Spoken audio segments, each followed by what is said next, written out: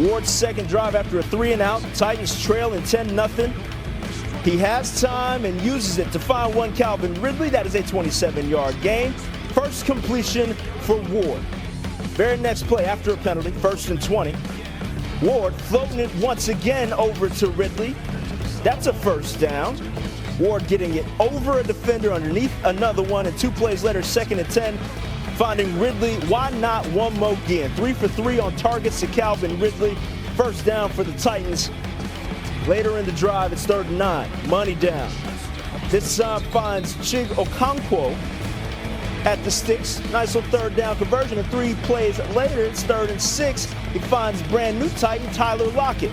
That's a first down. 1st and goal, now 2nd and goal. Tony Pollard gets the handoff.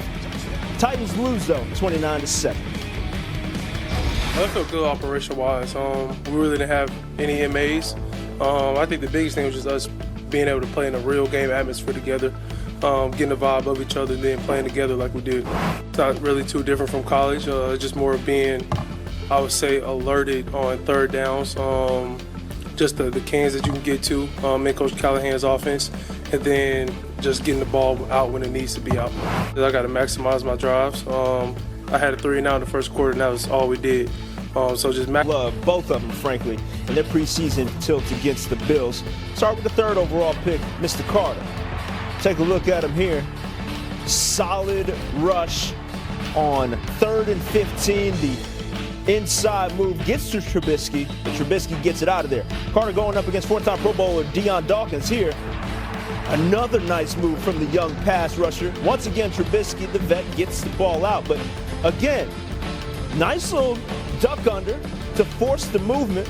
6 snaps for Carter. He would finish with 2 QB pressures. Now for the 25th overall pick, Jackson Dart. Start of the 2nd quarter, he's letting it fly. Lil Jordan Humphrey, a.k.a. LJ Humphrey, out of Texas on the receiving end of this absolute dime. That's his first NFL touchdown. Just under 7 minutes to go. 1st and 10, Dart showing the elusiveness.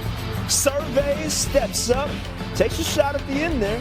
12 of 19, 154 yards with that touchdown, including 24 yards. 5-yard touchdown drive. Ocho, the limited action that you saw. You like what you saw?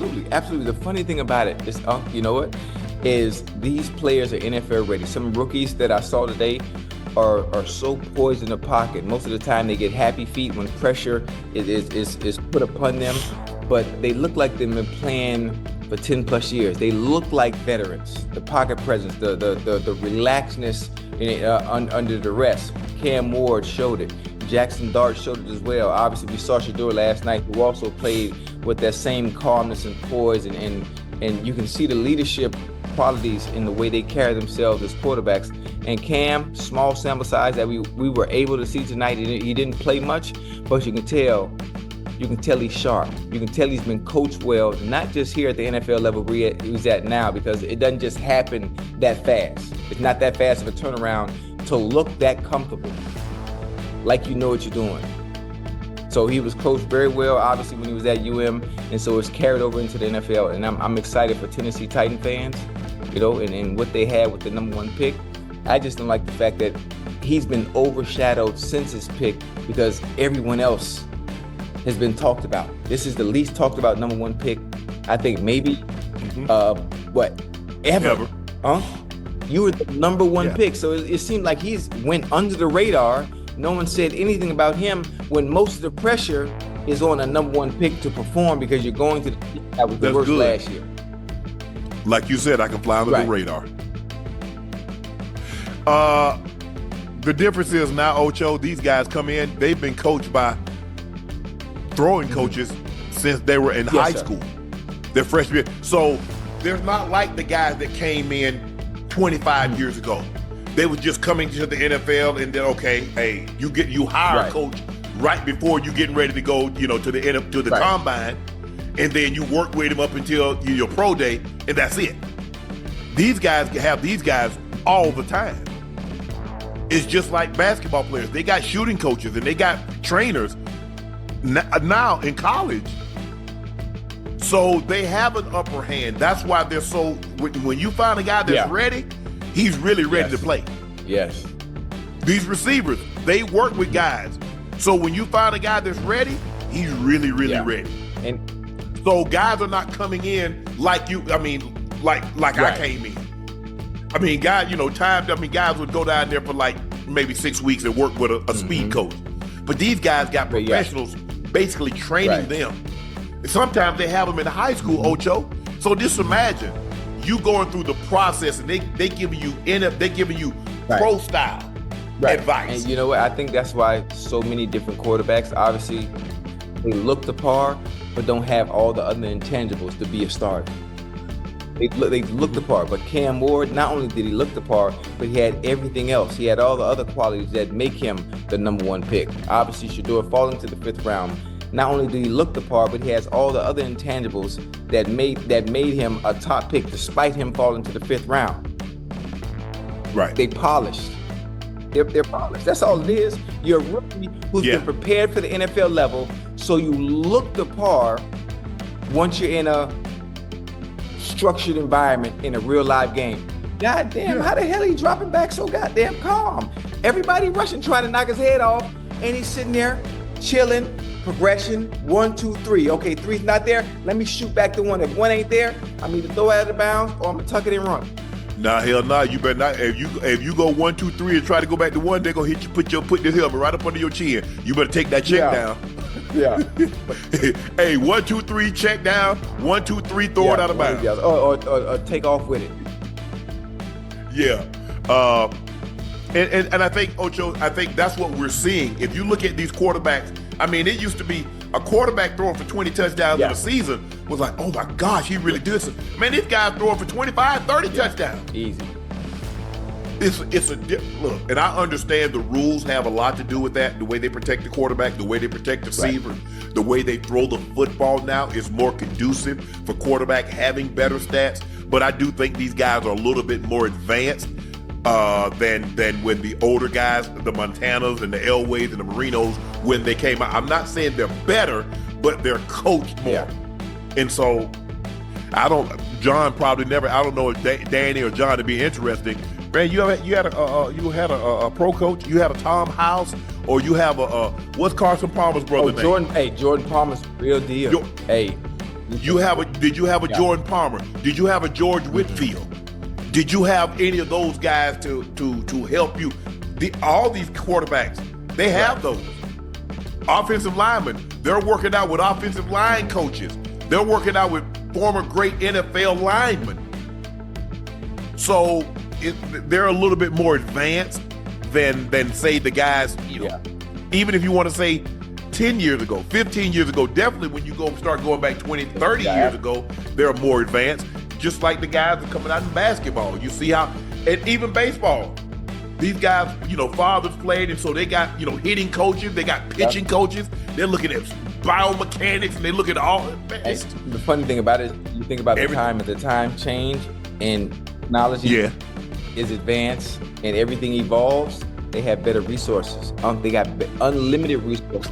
Absolutely. To get better at said position, whatever it may be, whatever their respective craft may be, to hone that skill set. So when they do make it to the highest level, they look the par. Right. Now, it's one thing to look the par. Everybody, the it factor to get you in the door, but you got to have all the other stuff that comes with it to excel.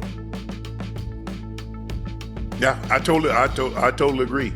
But I thought Cam Ward played really well, especially that second drive. You got the ball to Calvin Ridley. Ridley, that's somebody he can lean heavily on because he's one of the premier route runners, and he started to look like Calvin Ridley again. Because you remember that last year that he really played in Atlanta. He was cutting. He was doing it. He was really doing it. On the other side of the ball, rookie Shiloh Sanders delivered multiple big hits, including one on Brandon Allen on a blitz. First-round draft pick Emeka Ibuka also showed off his physical attributes, leaping 21-yard grab, backup quarterback Kyle Trask. Shedeur's played really well. I've seen footage of him in camp. He did a great job of in the one-on-one period against the tight end. Saw that route? Great job. Saw that route? I saw it. He's on it. He was on it. Because you have to understand, he started out at the corner. So he does have corner I didn't know that. instinct. I thought he was always. Yeah, he started out as a corner and then moved to safety. But when I thought he played well. We know he's a thumper. He's looking to get downhill and put big hits on you. Yeah, but I thought and I think it's going to be interesting, Ocho. How many special teams can he play? Because that's going to be the key. He's not a start. Now he could be working his way into the starting lineup, but as of right now, I don't think he's a starter. So now, what other ways can you contribute? He'll be on special teams, whether it be field goal block, whether it be kickoff.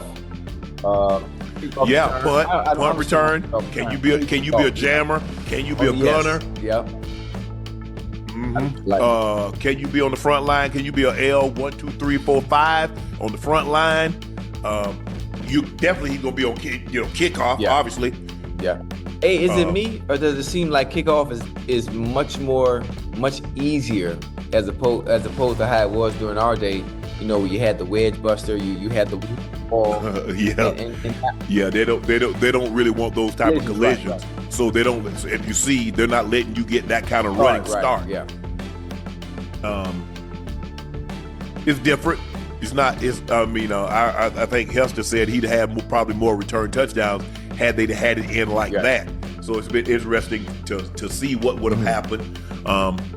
But the advancements, I don't have a problem with no Joe. I mean, sometimes man, it's different. It's very different. It's very different. The guy that you really like in the first round, the Bucks selected Ibuka. You like him.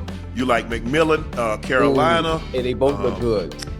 You like I think did Golden go in the first round or the second round? Matthew Golden. Okay. Oh yeah. I think Golden in the second round. He ran 4-2. First, number 23.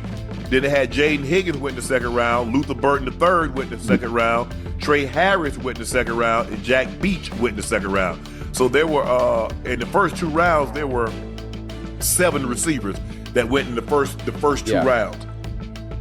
Who do you expect to have the biggest impact? Probably, honestly, out of everyone you just named, I know Matthew Golden is good. He's phenomenal. Obviously, they do have Dubs. They have Jayden Reed, so I don't think he will get the number of targets necessary to be able to showcase Reed, Dobbs, Watson. There's so many of them over there. I think he will contribute, but I really believe T-Mac, McMillan over there with the Panther, you know, and with what he's able to do and what he showed, very small sample size. Honestly, it's been one preseason game, but again, I've been high on the Panthers. I think T-Mac is going to be the one to showcase his ability and what he can do. It's a mismatch every time they leave him one-on-one. He's very tall.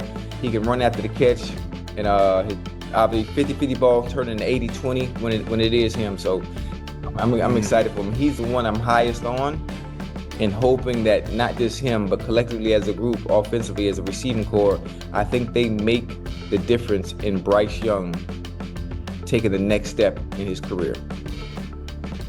I agree. I think him. I like Ibuka also for the simple fact, how healthy is Chris Godwin? Will Godwin be upon his return? Is he going? I don't think he's on pup, but so it's going to be interesting to see how he used, because we know Baker can throw it. You got Mr. Consistency on one side, Mike Evans, and then so Buka could really have a huge year. But I like McMillan also. Long, angular guy. What is he, like 6'3", 6'4"? Make tough contested catches. Good run after the catch. Yeah. I mean, I think he's good. I think Matthew Golden. I mean, you look at Romeo Dobbs. You mentioned Christian Watson. You mentioned Reed. They got a lot of receivers. They don't really have a guy that, like, okay, this is the guy that you got to worry about. You kind of got to worry about them all, because at any given moment, because it might be Dobbs one week, and then it'll be Christian Watson. Watson's biggest thing is staying healthy. Hey, he can put him up and put him down. Hell, he can pick him up and put him down. The goddamn Packers got to focus